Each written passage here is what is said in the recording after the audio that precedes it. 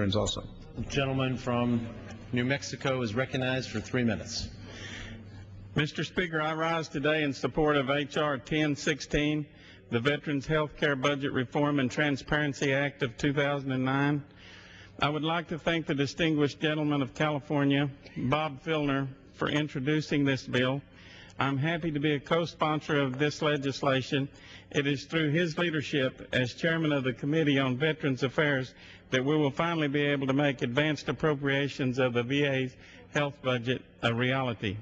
I simply do not believe that it is right that we have lapsed in our care for our veterans when they have never lapsed in the defense of our country. I do not think that it's right that out of the last 22 budgets that we have passed for the VA, 19 of them have been late. Our veterans served their country and provided us the security that we often take for granted, and we owe them quality health care. Without a predictable and on-time funding source, it is difficult or impossible for the VA to provide our veterans with a high level of health care and services that they deserve. That is why I led 50 members of Congress to demand a provision allowing for the advanced appropriations in the fiscal year 2010 budget. And we were fortunate enough to convince the Budget Conference Committee to support it. As a result of allowing for advanced appropriation in the budgets, tomorrow the Appropriations Committee will hold a hearing on the military construction and VA spending bill that contains $48.2 billion in advanced appropriations for the VA for fiscal year 2011. This represents a 15% increase over fiscal year 2009 levels and a step in the right direction for veterans health care.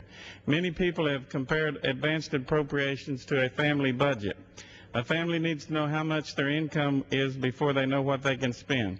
I think that about sums up why we need this bill. I think it's about common sense and being responsible. As a businessman, I never tried to make a purchase without knowing what my budget was going to be.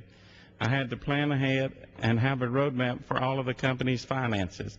Because the VA is a direct provider of services, they need to have the same ability to plan ahead. It's about delivering a quality product. I urge my colleagues to take this giant step in improving the VA's ability to deliver quality health care services to our nation's veterans. I yield back. Gentleman yields back.